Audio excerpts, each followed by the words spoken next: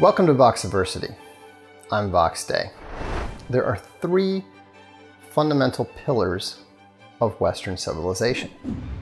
One is the Greco-Roman philosophical and legal legacy. And this is where we get a lot of our ideas relating to law, to the material world, to how we think about things. It's where we derive a lot of our language. Dude. The second pillar is the European nations. The West did not develop in Asia, in Africa, in the Middle East. Western civilization is the civilization of the European nations and the colonies that those nations established, specifically the United States and Australia. The third component is Christianity. If you take away any of those three things, the civilization that you have is not Western civilization. And I would submit that if you look at the history of the West, it becomes clear that Christianity is the single most important pillar of the three. God wills it! Let's take a look at what Christianity did to the European nations and how it transformed them. If we look at the history of Julius Caesar, when he writes about the Germans, the cultures that he described are definitely not recognizable as Western cultures. He talks about how the Germans run around naked, the horrible practices of the British Druids, and the sacrifices that they would make to their gods. There are certainly elements of those pre-Western cultures that we still have today in Western civilization. There's no question of that. But they're relatively minor when you look at the impact of Christianity. And I think that one of the best ways that you can see this is if you look at what are described in the Bible as the fruits of the Spirit.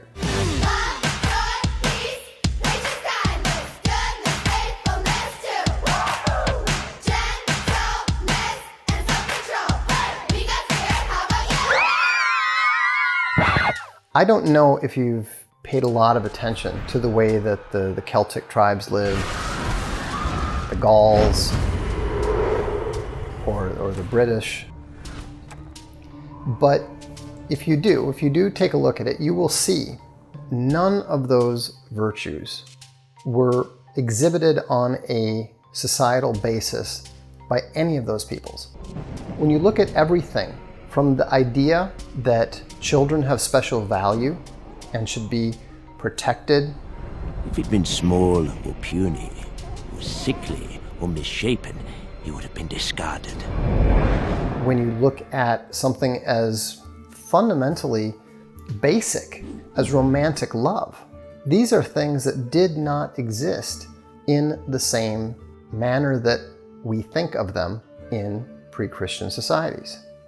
And it's easy to see. This may sound ridiculous, but even something as basic as the idea that a woman can be raped is something that no other society actually morally condemns. To the extent that any society morally condemns it, it is on the basis of the Western influence on that culture.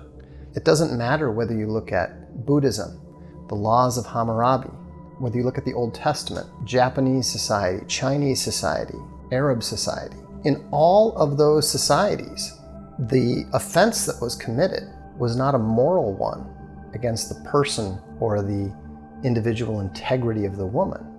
It was a property crime. And the laws of those societies and those religions and those philosophies reflect that. Again, I understand that this is probably a very foreign concept to you, but I assure you, look into it. If you doubt me, look into it. And what you'll see is that there's a fundamental difference that takes place as a result of the Christian influence on the European nations and on the Greco-Roman law and philosophy.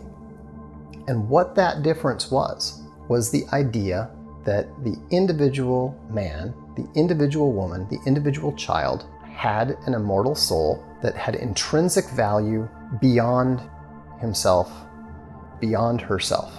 The idea that the individual had an intrinsic value to God. And so that idea has been the basis of, literally thousands of our basic assumptions, beliefs, and values today. And that's something that comes predominantly, if not uniquely, from Christianity. But there's other areas too. Take, for example, science. I love science. Seriously, I think Neil deGrasse Tyson is the shit. Now, a lot of people are under the mistaken impression that science and religion in general, and science and Christianity in particular, are intrinsically at war. The war between science and religion is like one of the oldest wars between man ever. But number one, that's not true historically. Wrong. Proved. Number two, the opposite is true.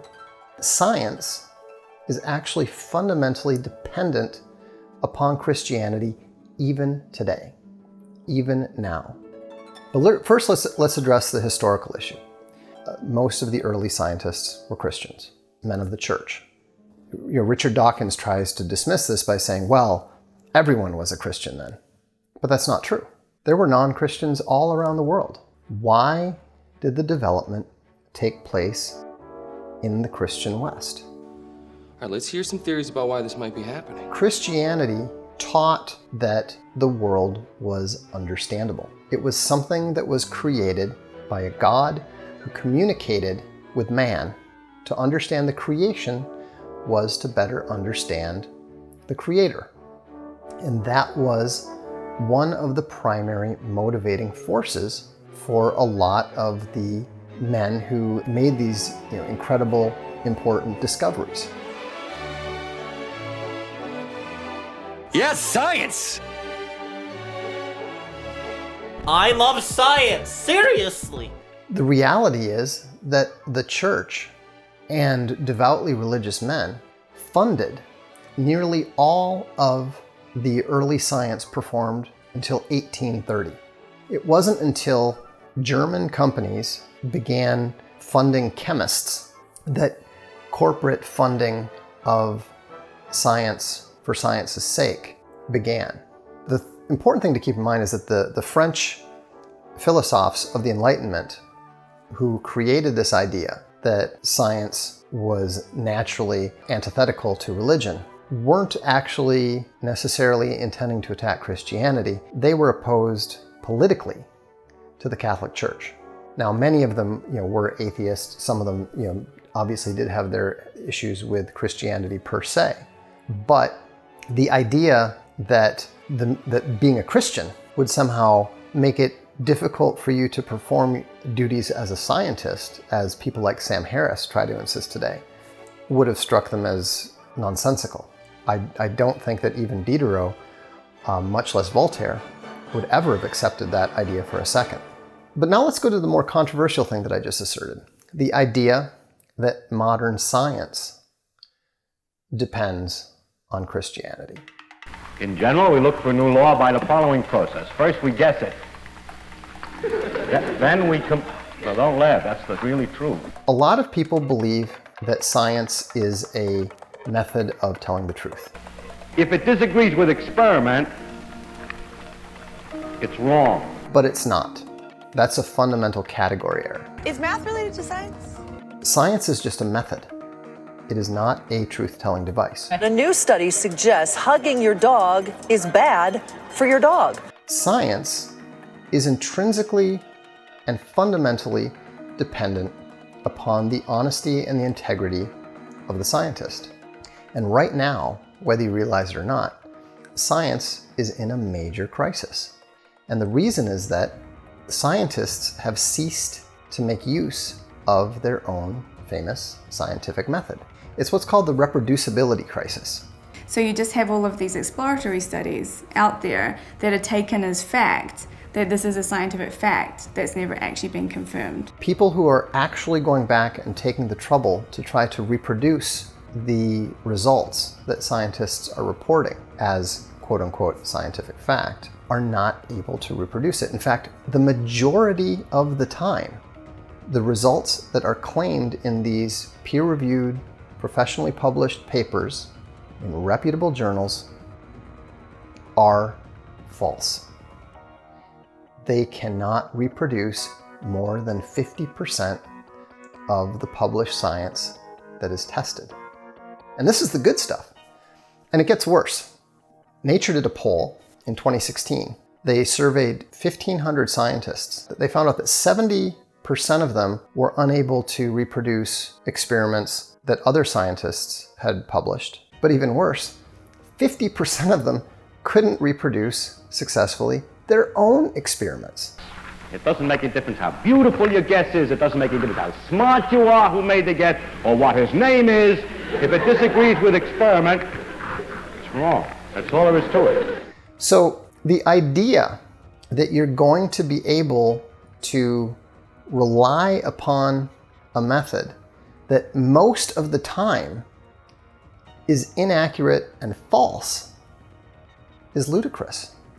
When you're dealing with a secular scientist who has tremendous incentive to falsify results or to simply put a little thumb on the scale or to make sure that he finds the results that the people funding him want to find, you have a problem. Man, science will come up with some reason to put in the books, but in the end it'll be just a theory. I mean, we will fail to acknowledge that there are forces at work beyond our understanding. No, I'm not saying that a scientist is necessarily going to, is any more likely to lie or cheat or falsify data than anyone else. But here's the thing. When you do not have a religious incentive to tell the truth, and you have a tremendous financial incentive to not tell the truth, can we really be surprised when these professional scientists find a way to fudge things just a little bit to make sure the results come out the way that gets them published, that gets them paid?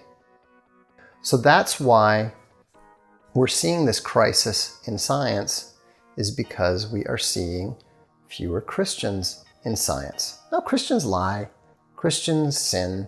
I have sinned against you, my Lord. This is all true. But you cannot claim logically or with a straight face that it is unlikely for there to be a connection to removing this religious incentive to tell the truth, replacing it with a financial incentive to not tell the truth, and then discover magically that these scientists are not telling the truth. So now, this is not a conclusive case, I admit that. But I am simply pointing out that there is reason to believe that, contra the assumptions of those who believe that science and religion, that science and Christianity are at war, I submit that science needs Christianity, or at least something that serves as an adequate substitute in order to avert what we're seeing as the reproducibility crisis. The post-Christianity of the scientific community is one of the biggest dangers to science that exists today. This concludes the first part. Just wait till part 2. This is Voxiversity on Vox Day.